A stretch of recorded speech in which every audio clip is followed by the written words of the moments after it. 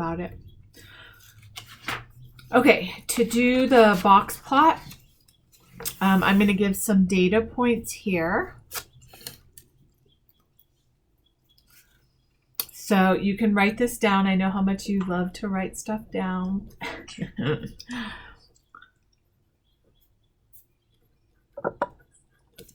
Okay, so we have a set of data, and the first thing we're going to do is to find the mean, the median, and the mode. So, I'll actually just teach you all of it, including the box plot. So the first thing we have to do for the mean is add all the numbers together, and then you're going to divide by the number of numbers. So I've already done that. So it's 247 divided by 9. So if you add all of these numbers up, and then we have 1, 2, 3, 4, 5, 6, 7, 8. Uh-oh. Did I add one? Hold on. 33. Well, now I have to just redo the whole thing because I think I added a number, but that's okay. So I'm going to add all this up. 30 plus 33 plus 18 plus 21 plus 23 plus 35 plus 19 plus 38 plus 23 plus 25. 265. I guess I added a whole nother number. And then we have 1, 2, 3, 4, 5, 6, 7, 8, 9, 10 numbers. So in your calculator, you do divide it by 10, and our mean is 26.5. Our median, we have to first put all of our data in order from least to greatest. So I'm going to find the smallest number, and as I do it, I cross it out because look at, I missed one. But suppose I didn't know I missed one. I would see it at the end when it was not crossed out, and then I could squeeze it in.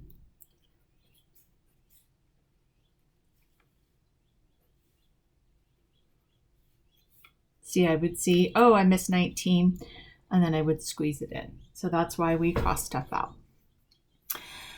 Okay, to find the median, we take the last number and the first number and we cross it out, and we keep doing that until we either get to the middle number or the middle two numbers.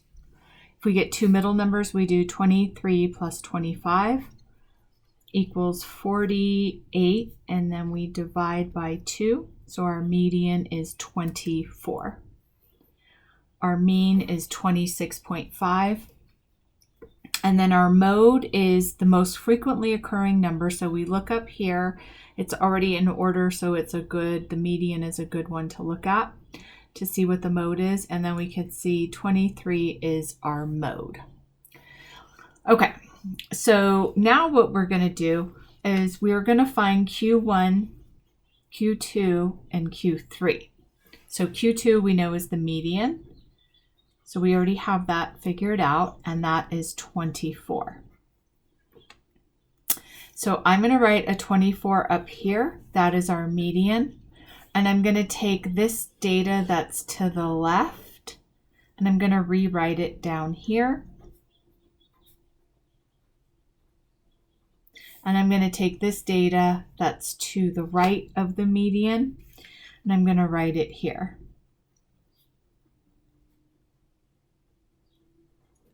And now to find Q1, I'm going to cross out until I get to a middle number. So I have Q1 is 21. And then I'm going to do the same. And Q3 is 33. So now I have mean 26.5, median 24, mode 23, and then range is the last thing. 38 minus 18, so my range is 20. Now to do my box plot, what I have to do is find my lowest number and my highest number. My lowest number is what? 18. And my highest number is? 38. Okay. Okay, so I am going to make a box plot. The first thing I do is figure out if my number is 18 that I start with, I'm just going to start it a little bit before the lowest number. So I'm going to start it at 15. You could start it at whatever you want. You just have to start it before the lowest number. And then I'm going to write down all of my numbers that are going to be from the lowest to the highest. And I know my highest is 38, right? So I'm going to go a little bit past 38 on my number line. Oops.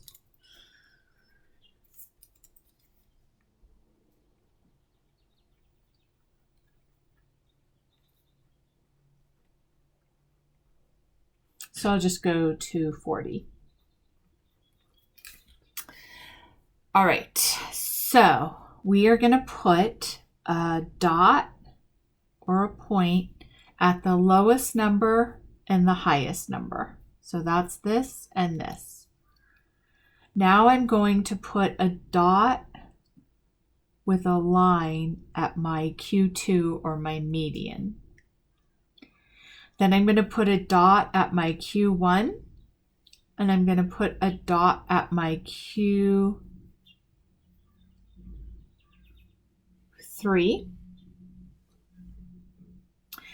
And I'm going to put a box around Q1, Q2, and Q3 like this. So that's my box, and then my whiskers are showing where the data ends and where the data starts. So that is box and whisker plot, or just a box plot, sometimes it's called as well. So this is your lowest number. This is your highest number. This is Q1, Q2, and Q3. Do you have any questions? No. Okay.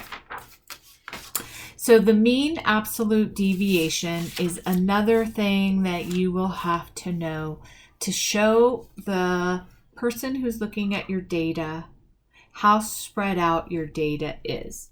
So it's called mean absolute deviation, or MAD. So I'm going to put down some data plots. And the first thing I have to do is find the mean.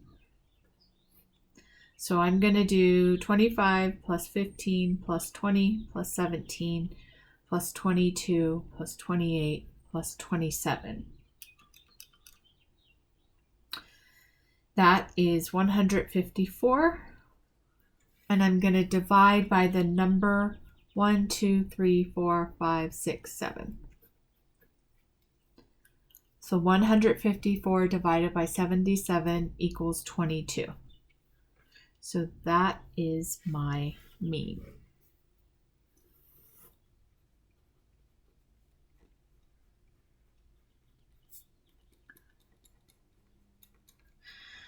Okay. Now, the mean absolute deviation is listing all of these numbers right here.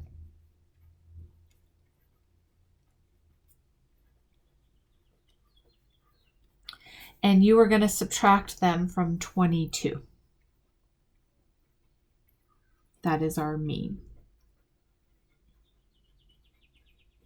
So every number here gets subtracted by the mean, and it can be a positive number or it could be a negative number, and we are fine with both of them, or 0. So 25 minus 22 is 3. 15 minus 22 is negative 7.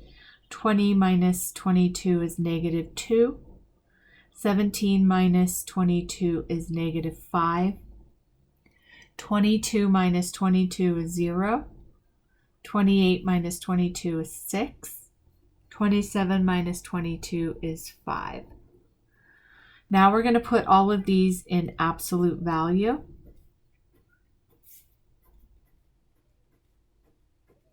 And we're going to figure out what the absolute value of all of these are. So the absolute value of 3 is 3. The absolute value of negative 7 is 7. The absolute value of negative 2 is 2. Negative 5 is 5. 0 is 0. 6 and 5.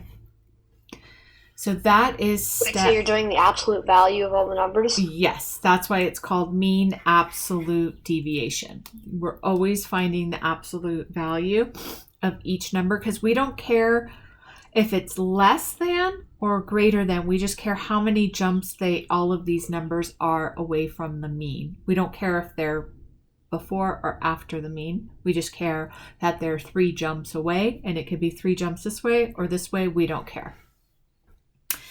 So that is step 2. You take all data points and you subtract them from the mean, and then you find the absolute value of each number. Step 3 is to add all of these numbers together. So 3 plus 7 plus 2 plus 5 plus 0 plus 6 plus 5. That equals 17 plus 11 is 28.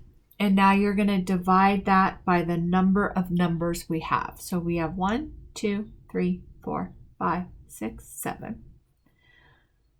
So 4 is our mean absolute deviation. And what that means is if you had to give a sentence about how the data is spread apart, you could say the range is this, the mean is this, the mode is this, the blah, blah, blah, blah, blah. But what's most important is how spread out the data is, and the average of how spread out the data is 4 points. So we had looked at this one yesterday. Team A, not yesterday, last week. Team A, three magazine subscriptions were sold by this person, 3 by this person, 4 by this person, 5 and 5. So you could see that everybody on Team A pretty much sold a very similar amount of magazine subscriptions. Wouldn't you agree? Yeah. But Team B, we have someone who sold nothing, and we have someone who sold 7 and 8, which is way bigger. So this would tell the teacher or the principal that Team A had a fairer distribution. The distribution was only 2 points away from the mean. So this was the mean, and these people only deviated 1 away from the mean, and these people only deviated. So it was a pretty fair and balanced sale record. This one, I would say, what happened to the 0 and 1? And then how did they sell so many? So it tells you a lot of data. So obviously, if your mean is 4, or your median is 4, or whatever, the person who did 0 and the person who did 8 would be very far away in comparison, right? And so we could do the mean variation, the mean absolute deviation, and figure out that this team had a very unfair distribution compared to this team. So does that make sense to you? Yes. Okay, so I'm just going to do this really quickly. Team A, this person got 1 point away. This person got 1 point away. This person got 0 points away because that's our mean. This person got 1 and this person got 1. So the deviation was 4 4/5, which is less than 1 point deviated. This one got 4 And then this one got 3, this one got 0, this one got 3, and this one got 4. So we're going to do 7, 10, 14, and it's all over 5. So if we put that into our calculator, we see that it is almost 3 points difference, which when you have such low numbers, that's pretty significant. It's almost 3 whole points when there was only a total of 14 points or whatever it was. This one is 14, 17, 20 points. Does that make sense to you? Yes. Okay, beautiful. So that is mean absolute deviation. There's something else called different measures of variability. So when you're summarizing your data, part of using range, interquartile range, which I haven't taught you about, and mean absolute deviation is to give more information than just the mean, the mode, the median. That only gives a partial picture. So when we use these other tools that measure a variability, it gives us a more complete picture. So we have something that is called, we already know what range is, right? We have something called interquartile range. And that is the difference between the upper quartile and the lower quartile. So for this example, I already did it. We have the box and whisker plot, and here was the data. The low point was 24, Q1 was 48, Q2 was 52, Q3 was 72, and the high was 150. And this was the price of handheld video game machines.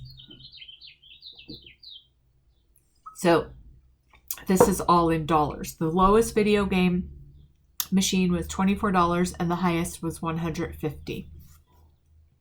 So to calculate the range, we already know it is the highest number minus the lowest number. So 150 minus 24 is 126.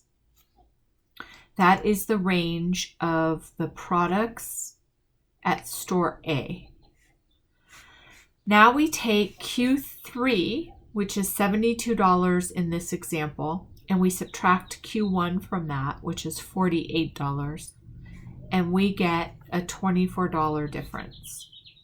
So what they're saying is the difference between Q1 and Q3 is $24.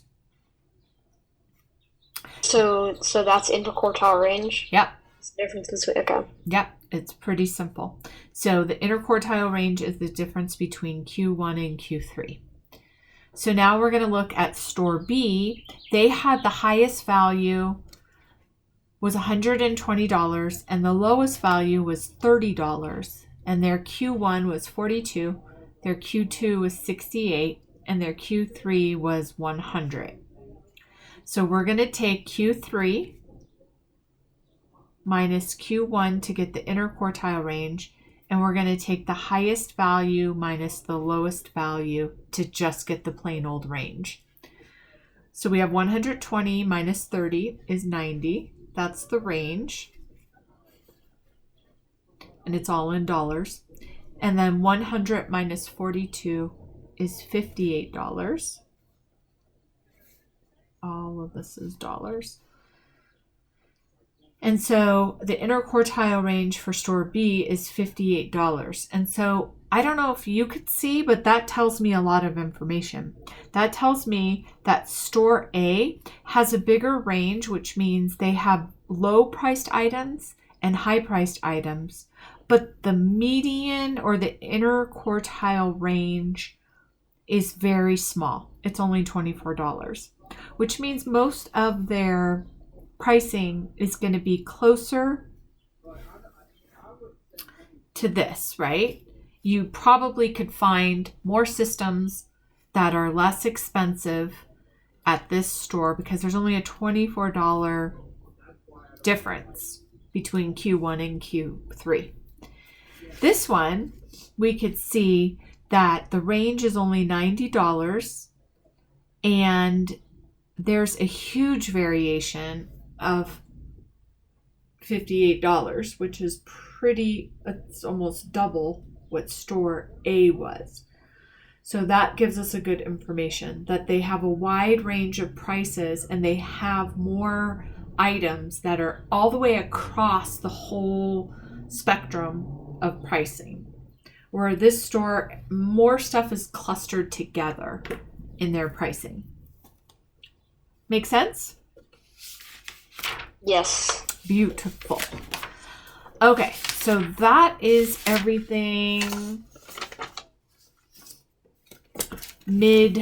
all the way up to the mid part. I don't know if you're probably going to have time to go into this, but I'll show it to you anyway. So this is called appropriate measures of center and variability. So what this is that we have things that are outliers, we have gaps in data, and we have clusters in data. So for example, if I have data that is 5, 26, 38, 27, 35, 37, 24, my outlier would be this 5, right? If I had an outlier, we already know that that can affect our mean and our median and everything. So we can decide what to do with that. Should we throw it out? Should we keep it in? But it gives us good information. If I have gaps in my data, so suppose I had 5, 7, 8, 6, 4, 8, 8, 9, 23, 21, 20, 24, 25, 27, you would see that there is not really a value in between 10 and 20, right? So there's a big gap here, and that could tell us a lot. It could tell us maybe, I don't know why this came to me, but here's an example. These are the inches of rain that a place gets from the month of December to January, but then February to March, they get this much. And in between, there's nothing, right? So that would tell me that there's rainfall in December and January, and then I think I said February, but how about we do April and May? But there's not much going on here. That would tell us that February and March do not get much rain or something like that. Does that make sense? It tells you that there's gaps in data, and that might mean something depending on what you're measuring. And then a cluster of data would be like this right here. This would be an example of a cluster. All of these are pretty close together, and it's clustered together. We'll just forget about this 2 feet. So we would see that there's not much difference between the biggest value and the smallest value. And that might tell us something as well, depending on what question we're asking. So, yeah, we can do some of this off the video, but it's important to describe data because the person looking at your data doesn't necessarily want to analyze it. You're supposed to analyze it and have it make sense to them just by saying, here's what's going on with the data. Yeah.